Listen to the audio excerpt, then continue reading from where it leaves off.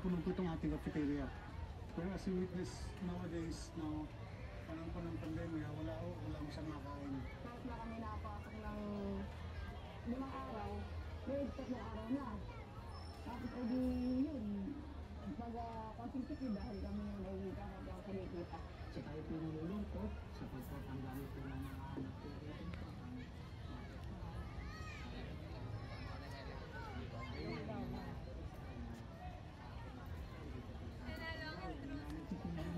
Sabi may karandagan sa pwesto din ng mga mamamayan po natin.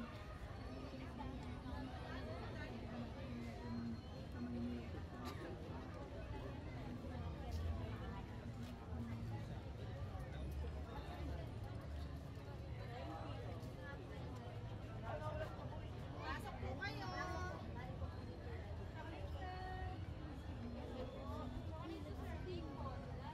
Dito masarap. Pasok po. Wala po kami sa din, ma'am.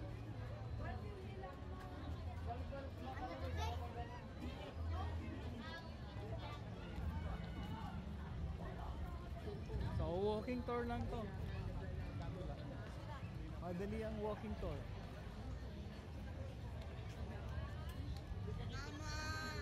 Anong bayad to? Real? Magbilaw. Ganda.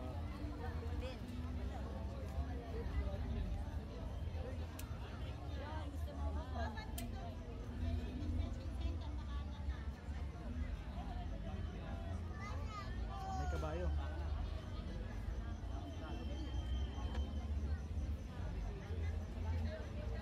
Sarado na itong ginyangan.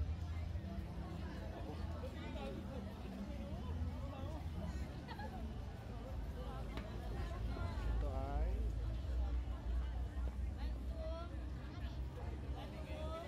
Togo.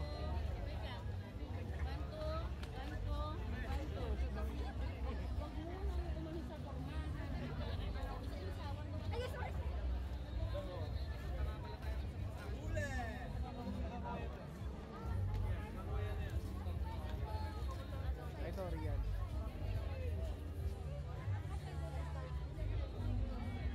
Ito pala ang real keso. Bibili sana akong sitong pa rin.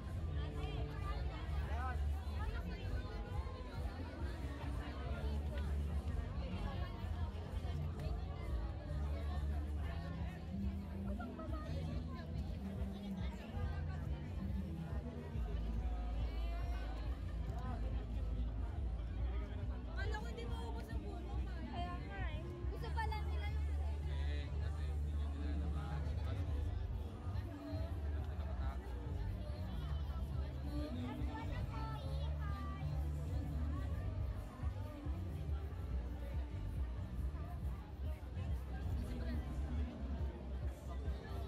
Limonan.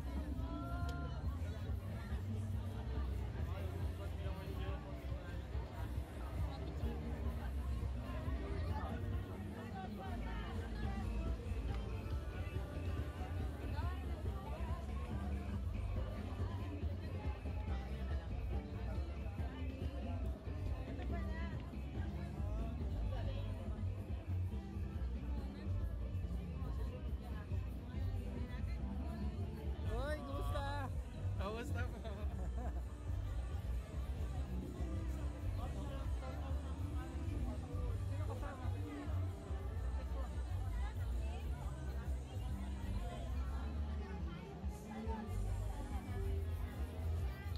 Manisan.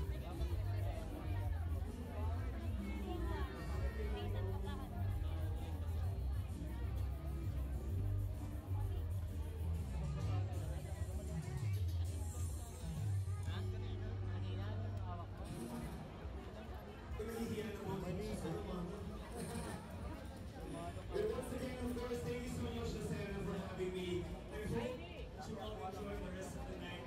And congratulations sa lahat ng mga contestants natin.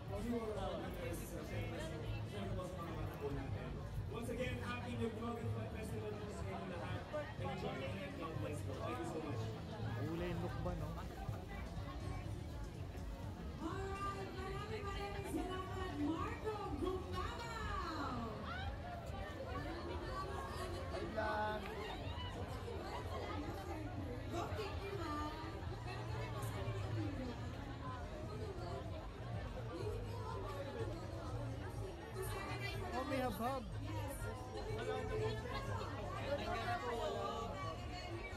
Ubus na yung hubad nila. Kung tibag na tibag. Ang kulay ng...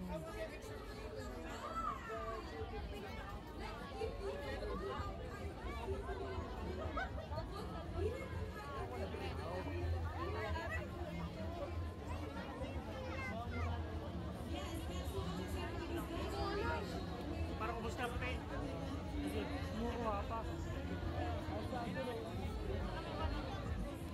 Ayan, may agdan pa. Wala ba natin sa aking dress?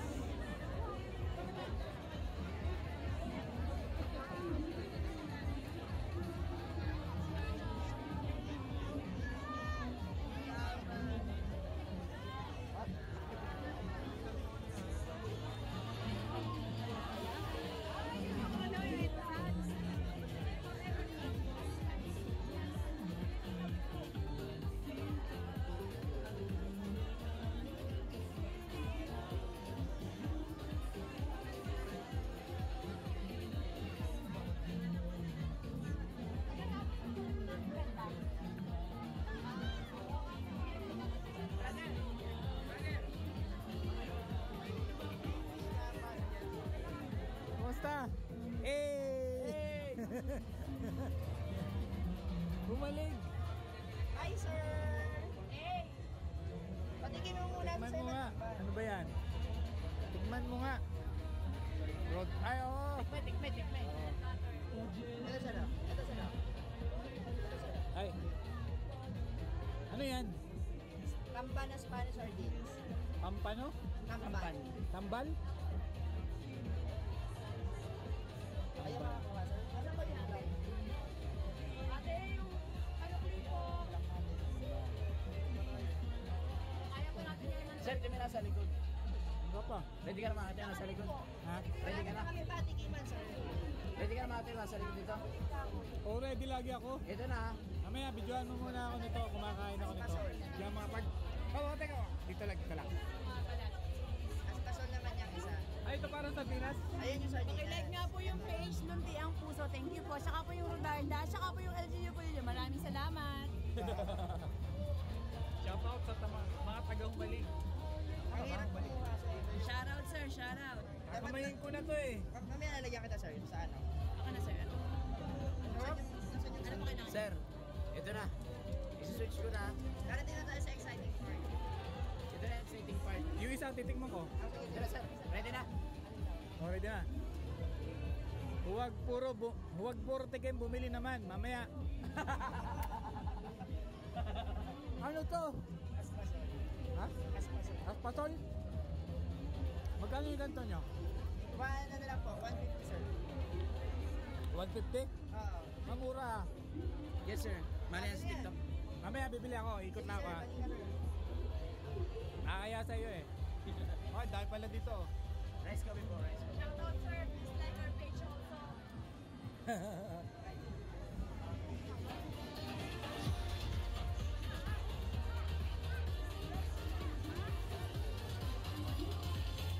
Mineral yun na.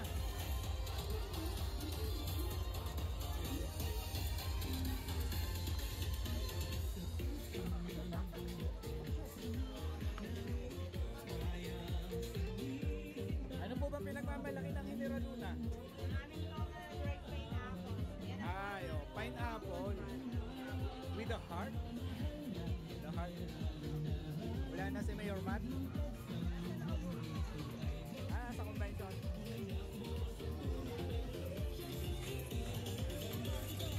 Bayan ng tao.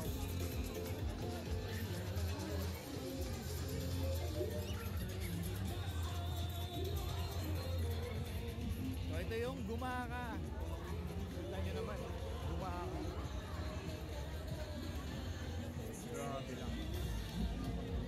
Ganda. Oh, Aranyat Baluarte.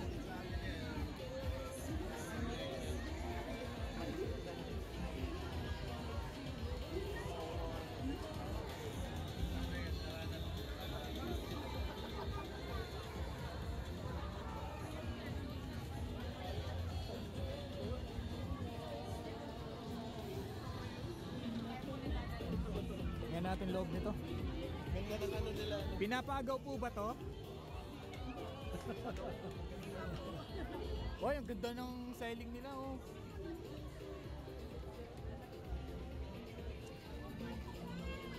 Grabe naman. Malapit na mag-shutdown.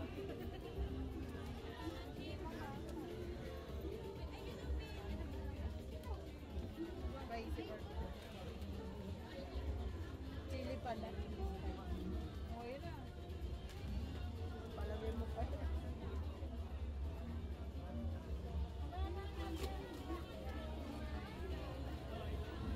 Yan oh, masarap yan. Akala ko pinag-shutdown. Tatanong na ako. Taas. Ang ginto ng mais oh. Gold na gold.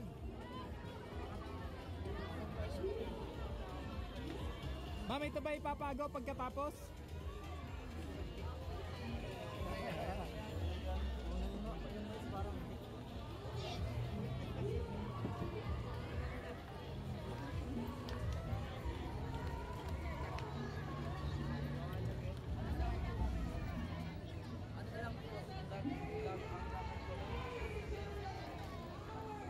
Labat.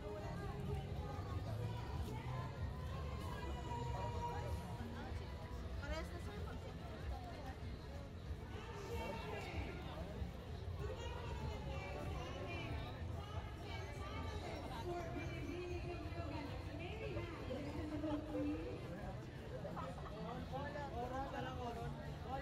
Padre Burgos.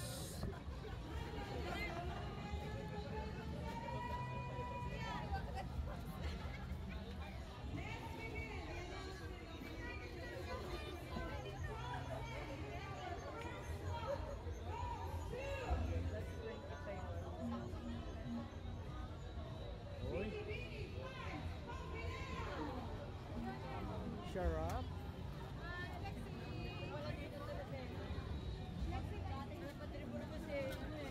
Bangka-bangka lang eh. Sino na kaya nanalo ng binibini? Taga-Padre Burgos ako, man. Kahit panukulan. Ang layo ng biyahe ko, man.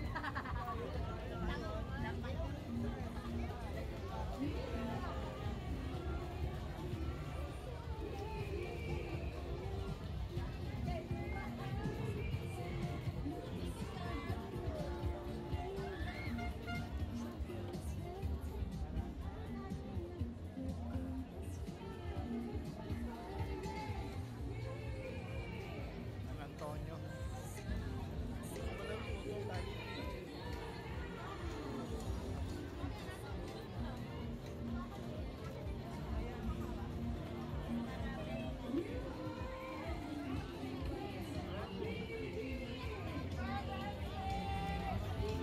Buhay, Sariaya oh. Kanilang bahay.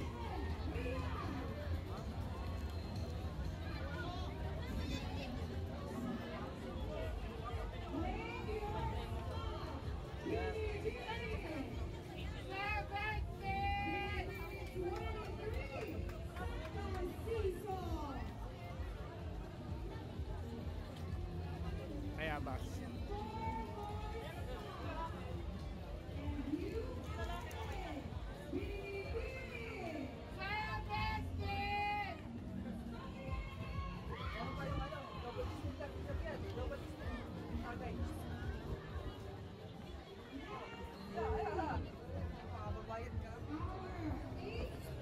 Goes to Bini Bini. Bini Bini 13. Colores. Iyawan na sila doon. Troy Lopez. Kunan mo nga ako dito.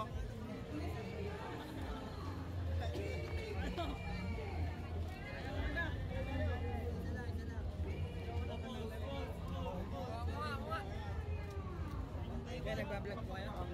Oo. Yan, pamay pa yan, no? Dami.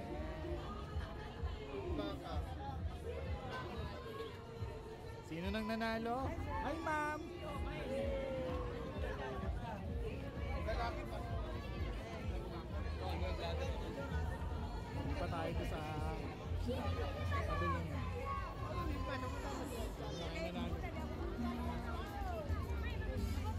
And that concludes our top 10 for Binibini Yung Yung at 2024. Palakpakan natin silang lahat!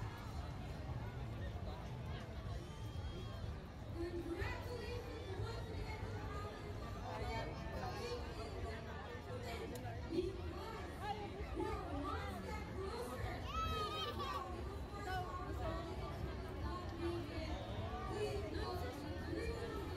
Gawa yan.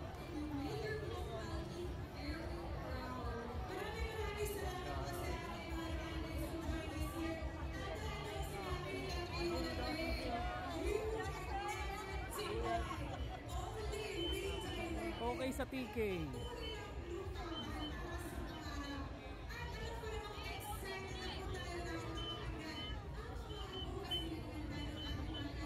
So itong isang to yung makalelod.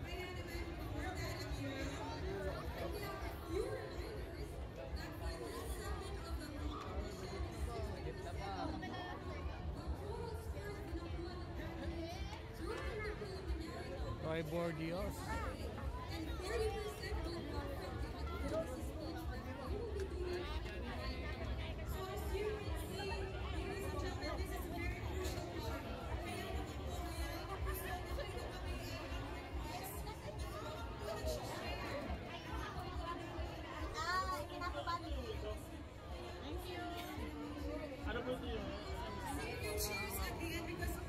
Oh, kasunod. Lucena. It's 40%. Kaya po sana nabigyan natin para po marinig ng mga judges ang kanilang mga sentiment. Okay po ba yun? Diba? Anyway, are you guys ready? Yes, so mga We will now begin. Bakit pinipili mama? Sa Ginoo at pinipili ng Lord ang top 10 advocacy speech. With Ginoo, number 3. Yun na lang po ba? Ayun ang bossing oh. Bossing. Hindi, Shout out kami kay bossing. Nagbe-virtual tour ako eh.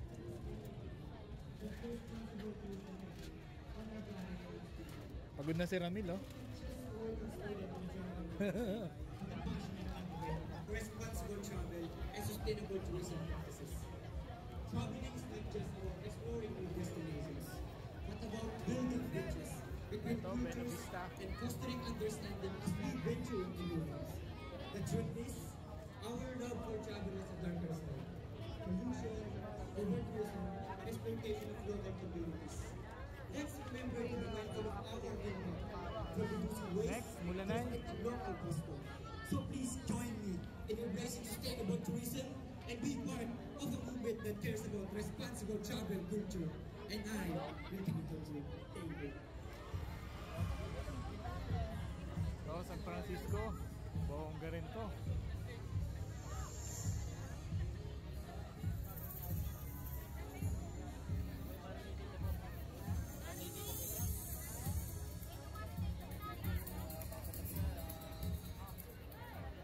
Being a man who suffered from loss of confidence due to excess weight at 14, I started to dream of a community which considers physical health as one of the vital societal concerns.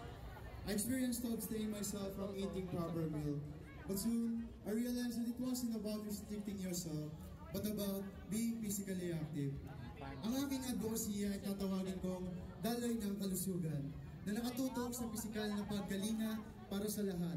Kasama itong tagatanim ng ating pangunahing produksyon, ang niyog. The objective is to uplift the productivity of the farmers through equitable access of physical, healthcare, and optimal support.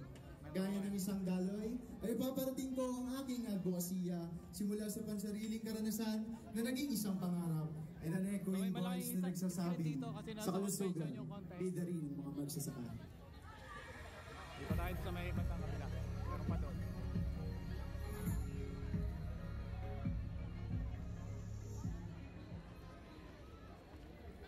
Ako ay aktibong membro ng Quezon Young Leaders Organization Dito, mas nakilala ko ang aking sarili at nagkaroon ng mas malawak na pangunawa sa mga nangyayari sa aking paligid. Kaya naman, ang aking advokasya ay nakasentro sa leadership development ng mga kabataan sa aming bayan. Sa aming mga leadership seminars, natutulungan namin silang maging kapaki-pakinabang na mamamayan at maging mabuting ehemplo sa kapwa nila kabataan.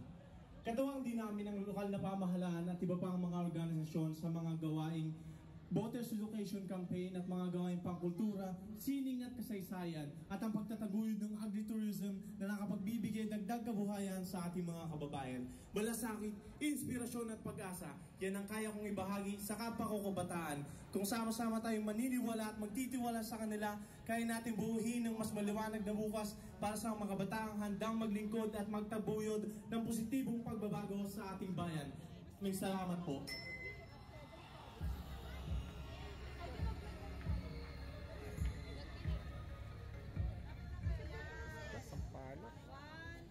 Imagine a world where everyone has an access to safe, efficient, and sustainable transportation. That's the vision of my advocacy, which is Farm to Market Road. The advocacy for enhancing Farm to Market Road in Quezon is crucial for connecting farmers to markets and boosting the province's economic growth. Poor road conditions hinder farmers from transporting their product, impacting livelihood and economic growth.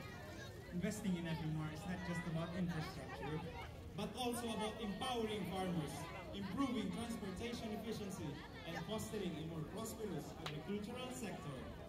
As a civil engineer myself, I must say it is essential to support the development of Farm to Market Road in Quezon as an investment in farmers' well-being, our food security, and the province's future prosperity.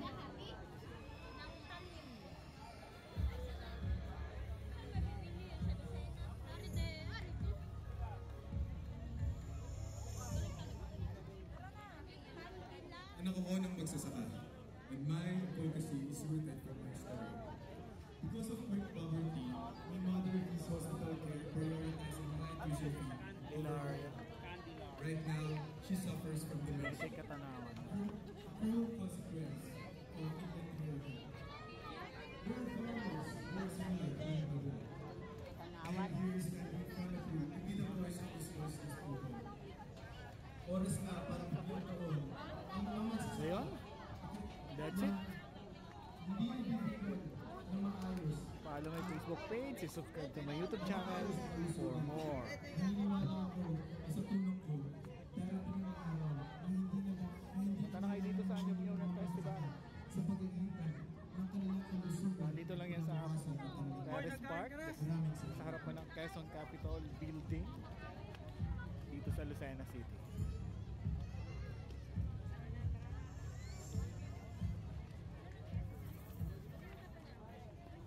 6 million Filipinos live in depression and anxiety.